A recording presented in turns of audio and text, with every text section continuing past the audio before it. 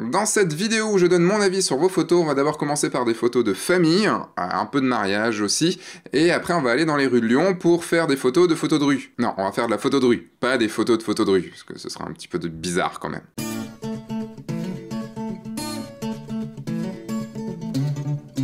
Bonjour, je suis Sébastien Roignan et vous êtes bien sur un nouvel épisode de F1.4 de l'été où je donne mon avis sur vos photos. Vous pouvez vous abonner en cliquant ici et en plus vous pouvez aller vous abonner à la nouvelle chaîne qui va bientôt commencer, qui commencera le 22 septembre où je parlerai de photos de mariage uniquement. Tirage au sort, puisque encore 2 personnes, un homme et une femme, vont passer au grill de ces épisodes critiques, de cet épisode critique. Juste avant, un petit rappel, c'est bien sûr mon avis et que le mien. Si vous avez votre avis à vous sur les photos que je diffuse, mettez-les dans les commentaires, mettez d'autres avis que le mien, comme ça pourra donner encore plus d'idées et plus de conseils aux 2 personnes qui passeront dans cette vidéo. Pas la peine de me demander comment m'envoyer des photos, puisque les inscriptions sont en mai. Tous les ans, les inscriptions sont en mai. Après, je ne prends plus d'inscriptions, les épisodes sont tournés. Une dernière chose, toutes les personnes qui passent dans les vidéos critiques m'ont envoyé leurs photos et donc sont OK pour que je critique ces photos. Et cette fois-ci, c'est Elodie Gentil, et j'espère que je serai très gentil avec elle,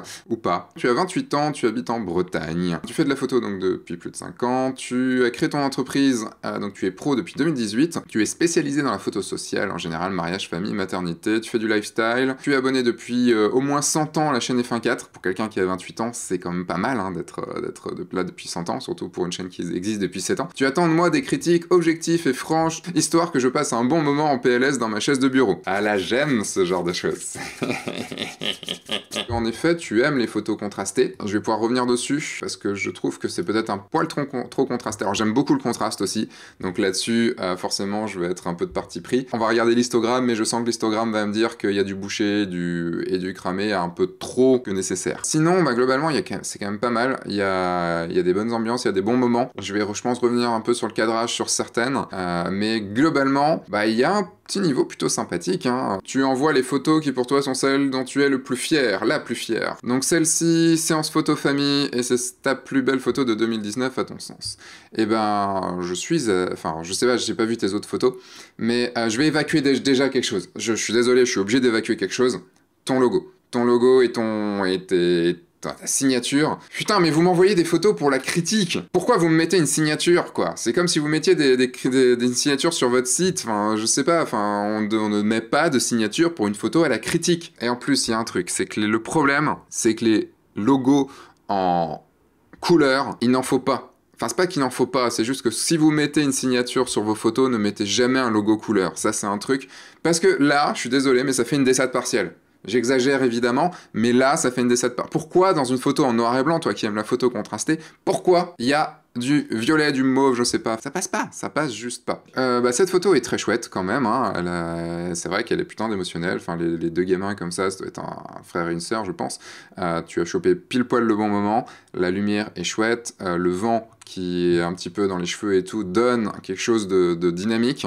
Je vais forcément, sur ce genre de photo, je vais forcément pinailler. Parce que, et dans les commentaires, ça va encore dire « Là, tu pinailles, c'est vraiment aller dans le détail. Est-ce que des gens comme Doineau ou comme Cartier-Bresson, ils allaient dans le détail comme ça, puisque leurs photos... » Si, ils y allaient. Même s'ils ont des photos qui sont pas forcément... des fois, il y a des petits détails qui vont pas et tout. Oui, ils y allaient, et en tout cas, pour s'améliorer, ils ont dû le faire. Par exemple, c'est ça. T'as du très contrasté, c'est cool, ça marche bien, la lumière est cool, mais essaye d'enlever, de ne pas avoir du boucher comme ça, parce que tu vois, tu as même du boucher dans les yeux, dans la partie intéressante, que ce soit dans le fond et tout, moi ça me gêne moins, mais que ce soit sur les gens, c'est un peu plus difficile. Je vais pouvoir récupérer un petit peu, on peut voir un petit peu tout ça. Tu vois, on récupère au moins un tout petit peu de détail ici, et c'est quand même dommage de perdre ce détail-là alors qu'il est ultra facile et que ça ne change. Si je fais l'avant-après, tu vois, ça change pas grand-chose, c'est juste qu'on les voit un petit peu plus. Même ce que je ferais, c'est que j'augmenterais un tout petit peu les hautes lumières et un petit peu les blancs. Parce que, en fait, l'idée, c'est quand même de recadrer un petit peu sur eux, de les voir un petit peu plus. Et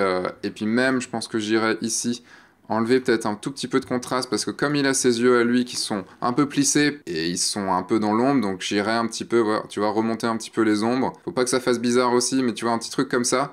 Et déjà, si je fais l'avant-après, tu vois, on le voit plus.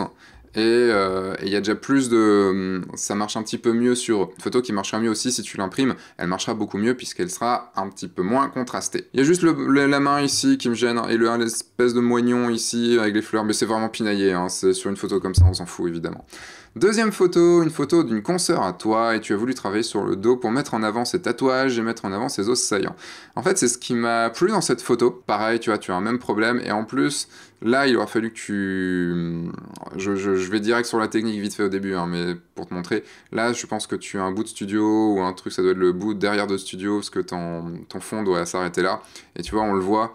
Enfin, on peut le voir. Donc là, ce que tu peux faire sur ce genre de choses, c'est vraiment boucher. N'hésite pas à boucher. De toute façon, le fond, il faut que ce soit noir. Et je ne parlerai pas de ta signature qui est là, mais qui est quand même un peu mieux qu'en couleur. Fais attention ici, parce que tu vois, tu as du blanc un petit peu qui ressort de derrière, ce qui est un peu dommage. Mais sinon, ta lumière est cool.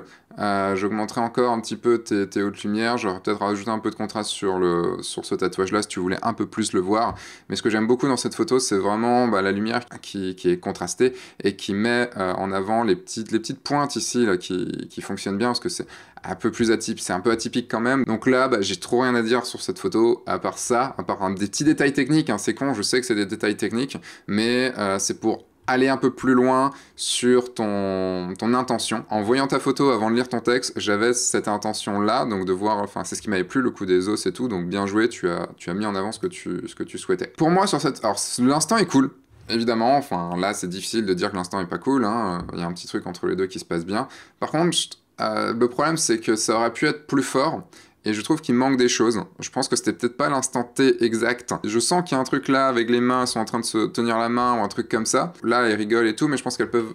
Peut-être que juste après, elles rigoleraient encore plus. Et là, tu mets un cadrage qui sert pas à grand chose en haut et à droite. Donc tu vois, rien que si on est sur une photo comme ça, j'irais plus recadrer comme ça. Mais j'aurais aimé que tu gardes le même cadrage qu'avant et que tu baisses, parce que là, il se passe un truc. Tu gardes un certain mystère ici, mais je pense que sur cette photo-là, sur ce type de photo, on n'a pas besoin de garder de mystère. C'est un peu dommage. Et pareil que les autres, tu vois, du boucher là où il faut pas. Et je pense que tu peux. C'est que le fond, tu aurais pu l'assombrir un petit peu et éclaircir un petit peu sur elle pour pouvoir augmenter la lisibilité. Et tu vois, sur leur visage, comme elles sont l'une face à l'autre, ça crée un petit peu d'ombre. Et déjà, avec ce genre de choses, elles ressortent un petit peu plus. Il y aura un peu de travail à faire, un peu mieux de masquage et tout ça, mais globalement, c'est là l'intérêt, et en plus, l'intérêt aurait été là. Donc là, sur une photo de mariage, alors quand j'ai vu cette photo, je me suis dit, pourquoi ce moment? Je comprends un petit peu le moment, je me doute du truc, je me suis globalement dit que c'était pas son mari, parce que je pense pas qu'il serait habillé comme ça, peut-être un frère ou autre, donc toi, tu me dis que c'est son père. Mais je me suis surtout demandé pourquoi cette photo-là, parce que le moment est là, mais on voit pas grand chose. Premier mariage 2019, elle résume tout pour toi. La mariée embrasse son papa. Techniquement, c'est plus le papa qui embrasse sa mariée. Sa fille, pardon. Qui vient de découvrir dans sa robe, qui est très ému. Alors le truc, c'est que je veux bien, mais comment je sais, moi, qu'il est très ému? Alors c'est difficile, il y a des gens qui ne sont pas très démonstratifs et tout ça. Mais lui, il est les bras ballants. C'est elle qui va pour prendre le bisou. Ça me montre pas que lui, il est ému. Elle a l'air un petit peu émue, hein, mais c'est pas non plus ouf. Elle met pas, enfin, il y a pas les bras, il y a rien. Enfin, ça a l'air juste d'être pour moi enfin, en tout cas, de vue d'extérieur, ça a l'air juste pour moi d'être une bise. Après, ça peut être des gens aussi qui ne sont pas très démonstratifs. Donc pour eux, ils vont se dire, ah ouais, tiens, c'est cool, ouais, on est vraiment à fond là-dessus. Ce qui arrive plus qu'on pourrait le croire, hein. Beaucoup de gens ne sont pas démonstratifs ou ont peur aussi d'être démonstratifs dans la vie face à d'autres personnes. Hein, surtout face à un photographe. Je vais passer un petit peu sur ce côté un petit peu émotionnel où moi je trouve qu'il manque des choses. Pour avoir un moment comme celui-là, il aurait été mieux d'être plus proche.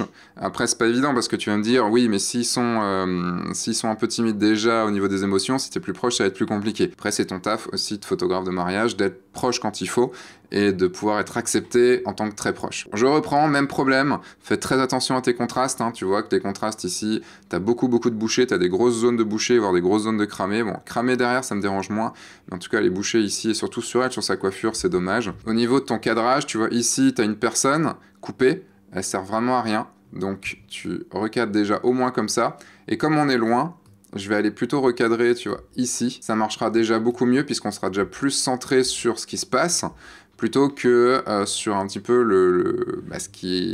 l'environnement. Et pareil, ici, comme le papa il est complètement dans l'ombre, on va aller récupérer un petit peu, hein, on va faire ce qu'on peut. Alors j'exagère, hein, là vraiment je fais vite, mais tu vois, déjà là, comme ça, si je fais l'avant-après, tu vois, rien que déjà avec ça, on les voit quand même mieux, et l'émotion ressortira un petit peu plus. Alors un conseil, le truc que tu veux photographier, ne photographie que ça et fais en sorte de bien le cadrer. Donc là, c'était l'émotion de ce moment, donc il fallait être plus proche. Et ben, la lumière, comme la lumière vient surtout de derrière, c'est normal que lui soit dans l'ombre. Donc c'est forcément plus compliqué. C'est lui que tu voulais, je pense, un petit peu plus savoir. Et on finit par cette demoiselle qui apparemment, tu me dis que qu'elle a un caractère bien affirmé. Elle a l'air, en tout cas elle a un regard vraiment très chouette. La photo est très chouette là-dessus. Pareil, tu vois, enfin même chose, hein, je sais pas comment est ton écran, mais ton histogramme, de toute façon sur tous les écrans, l'histogramme c'est le même, hein, puisque c'est un histogramme, ça n'a rien à voir avec l'écran. Très très chouette regard, pareil, j'aurais augmenté un petit peu le blanc. Surtout sur le visage. Le moment est chouette, le regard est cool. Pareil, j'aurais recadré un très léger comme ça, histoire d'avoir les yeux sur la ligne des tiers. Cette photo, non, elle est cool. Le fait qu'elle soit centrée comme elle te regarde, pour moi, il n'y a pas de souci. On voit un petit peu d'environnement, donc ça fait une photo, on va dire, plus de... C'est pas forcément un portrait, ça fait une photo un peu plus souvenir. Sur le lifestyle, comme tu veux, prise sur le vif, comme t'avais envie, comme tu m'as dit dans ton texte. Donc là-dessus, j'ai trop rien à améliorer. T'as une belle lumière là, elle était face à la fenêtre. À part... les mêmes problèmes que sur les autres, trop rien à dire. Problème est, revois un petit peu le cadrage, fais gaffe à ta signature, mais ça c'est accessoire. Les contrastes, c'est bien, mais faut pas trop non plus. On passe au suivant, maintenant c'est un homme. Attention, tirage au sort. Vladimir DMDJ. Tu as 24 ans, tu es en train de finir ton master d'architecture à Lyon. Tu aimes jouer avec les couleurs complémentaires orange et bleu-vert. Ces 5 photos sont extraites de séries différentes. C'est marrant parce qu'en les voyant, j'aurais cru que c'était un peu la même série. Enfin, je trouve que ces photos, peut-être à part la dernière, parce que le cadrage, le ratio est pas tout à fait le même, et qu'elle soit faite en extérieur, mais comme il y a des couleurs qui se répètent sur toutes les photos, je trouve que déjà, il y a une très belle unité dans ce que tu fais, puisqu'on sent que tu es obnubilé par quelque chose, donc par cette lumière, forcément, ça donne une unité. Je suis pas trop adepte, moi, de la photo de rue et de la photo d'archi, c'est pas globalement mon truc, mais je vais essayer de te dire ce que je pense de ces photos, de tes photos. Déjà, juste, je pense que je vais pas mal bosser sur toutes les photos en même temps, parce que ton cadrage est plutôt chouette. Pour quelqu'un qui aime l'architecture, on sent que tu aimes l'architecture, tes lignes sont droites, c'est bien travaillé au niveau du cadrage, on le voit surtout sur celle-là où bam, sur les bords, il n'y a rien qui dépasse. Hein. On pourrait juste dire là que ça dépasse un peu, mais après, c'est le balcon d'au-dessus. Il n'y a que celle-là qui me gêne. Alors, j'arrive pas à comprendre trop pourquoi elle me gêne, parce que j'ai regardé, elle est droite, mais j'ai une impression que le bâtiment, il est un petit peu incurvé. Ce qui n'est pas le cas, parce que j'ai regardé vraiment sur les bords. Mais en tout cas, bien cool d'avoir choisi la lumière comme ça qui vient, la lumière de soir, parce que ça découpe vraiment bien ce bâtiment très géométrique. Je pense qu'il doit pas être facile à vivre, ce bâtiment, parce que ça doit avoir des angles de merde un peu partout. Il y a vraiment ce côté, en fait, c'est peut-être l'espèce de couronne en haut qui fait qu'on a l'impression que ça s'est évasé un petit peu, que c'est plus large en haut, alors que pas du tout. Pour vérifier ça, vous pouvez voir soit en recadrage, soit en mettant sur le bord de votre écran. Et vous voyez ici, là, c'est droit, quoi. Enfin, c'est droit ici, et c'est droit là. Est-ce que c'est droit aussi sur les autres bords? Ouais. Je sais pas d'où vient cette impression. Donc, au niveau de ton cadrage, j'ai rien à dire sur tes cadrages sont beaux. Je parlais d'être pinaillé tout à l'heure sur le cadrage et tout. Bon, évidemment, dans l'architecture, faut encore beaucoup plus pinailler sur le cadrage, mais là, sur ça, je dirais peut-être le bas, mais comme il est plus sombre, c'est moins grave, on le voit moins, et puis il y a tout le côté, plein de voitures dans tous les sens, qui donne un côté vraiment, complètement pagaille, et en même temps pagaille avec les auvents, pagaille avec les lampadaires, tous les balcons qui ont plein de choses dessus et tout. Puis ce côté très strict du bâtiment derrière, qui est très droit, très moderne, enfin très moderne, plus moderne que ce qu'il y a sur la route en tout cas, et je trouve que là-dessus, ça marche bien, c'est un bon moment, c'est une bonne photo de la ville, tu as bien fait en sorte que les lampes soient alignées à l'intérieur du bâtiment ici. Je pense que tu as mis en valeur tel que l'architecte voulait le faire quand il l'a construit. Sur la deuxième, je vais pas revenir dessus, puisque j'en ai déjà parlé, ou alors c'est peut-être aussi, en y réfléchissant, peut-être le côté très clair, moins de nuages en bas et plus de nuages sombres en haut, qui donne cet aspect-là aussi. Je pense que c'est vraiment qu'une illusion d'optique, et si vous avez des raisons comme ça, pour ceux qui s'y connaissent en illusion d'optique, si vous avez des raisons au pourquoi j'ai cette sensation-là, en fait j'ai l'impression, pour vous montrer un petit peu, j'ai l'impression que cette photo, j'ai l'impression de l'avoir comme ça, en fait, l'inverse, ce serait ça, quoi. Donc si vous avez une raison, n'hésitez pas à le dire dans les commentaires. Donc ici, j'ai parlé du cadrage, déjà cool. Le fait de les avoir ici, d'avoir ce groupe de jeunes au milieu, d'avoir bien centré tout ça, d'avoir ici sûrement le poteau du bus qui va direct dans la gouttière. Là, on voit que tu as vraiment travaillé tous les détails. Je sais pas si tu passais ou que tu as attendu. Parce que là, le fait d'avoir le poteau bien comme il faut dans la gouttière derrière, on voit, vous voyez ici la différence, c'est la gouttière et il y a le poteau ici, enfin, il se confond. En plus, ça fait une liaison entre les bâtiments derrière et là, donc ça donne un effet de... Ça enlève le côté perspective, enfin, tous les plans se combinent les uns aux autres. Tu l'as fait en plus au 74 mm, qui va un peu plus déjà aussi compressé. Donc là-dessus, je vais pas avoir grand-chose à dire sur ton travail, parce que c'est du bon travail. Tu as un cadre dans le cadre, donc c'est une fameuse rue dans les pentes de la Croix-Rousse à Lyon. D'avoir juste pris ce bon moment aussi, avoir cette coupure avec l'ombre. Donc là, je vous dis plutôt pourquoi elle fonctionne, la photo. Elle fonctionne parce qu'il y a cette coupure ici, il y a cette ligne en diagonale, alors que c'est tout droit ici, et c'est arrondi en haut. Avec c'est con, mais juste cette petite pierre ici aussi qui coupe le truc. Et en plus, tu as attendu qu'il y ait quelqu'un dans une pause qui passe. Donc là, je pense qu'elle vient vers toi. Les autres personnes, on les voit moins, mais c'est pas très grave. Là, je pense que tu dois être... T'es même pas... T'as cassé un peu tes noirs pour ne pas être bouché. Qui est pas forcément une bonne technique pour ne pas être bouché. C'est pas parce qu'on est bouché... Le truc de ne pas être bouché, c'est d'avoir du détail partout. Mais là, sur les bords, évidemment, pas besoin de détail, parce que c'est le graphisme qui veut ça. Peut-être ici, c'est peut-être ici que ça manque un petit peu, je trouve. Et j'avais pas remarqué ici, parce que j'y passe pas souvent, mais c'est marrant, ils ont appelé ça Traboul Kitchen. Je pense que c'est une référence à la série Kaboul Kitchen. Là-dessus, ça marche bien. Et on va passer à ta dernière photo.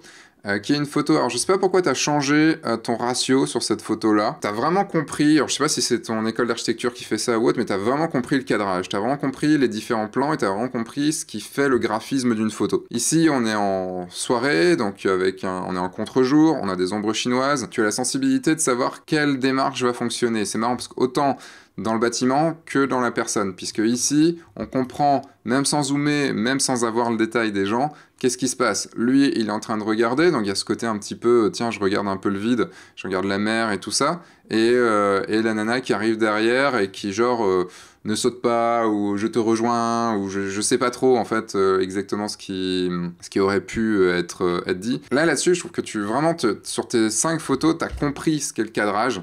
Donc là-dessus, bravo. Pour tous ceux qui ont du mal avec le cadrage et qui comprennent pas vraiment des cadrages, regardez ces photos-là. En tout cas, le cadrage archi est très chouette. Même la fin qui n'est pas archi est chouette. Ce qui aurait pu vraiment gâcher, par exemple, c'est juste que on soit un peu comme ça. Là, par exemple, c'est un truc que je vois souvent. Et là, on est complètement gâché, en tout cas pour moi, par le fait que les lignes d'horizon soient pas droites. Alors que là, Vladimir, tu l'as mis bien comme il faut droite. Ils ressortent bien, ils sont dans une pose clé. J'aurais pas forcément eu beaucoup de critiques. Toi, tu vas pas être en PLS sur ta chaise. Juste à te dire bravo, parce que je pense que tu peux vraiment continuer là-dessus. Et tu as, je pense, encore une grande marge, évidemment, de travail et d'amélioration.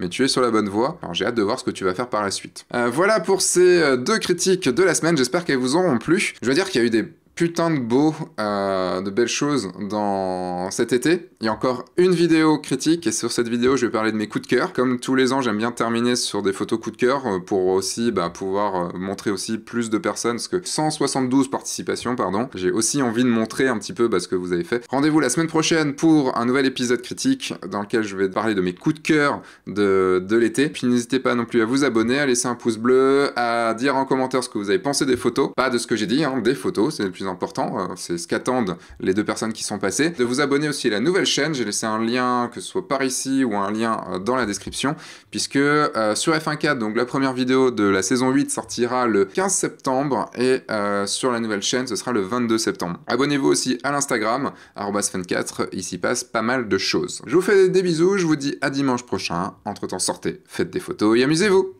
Au revoir.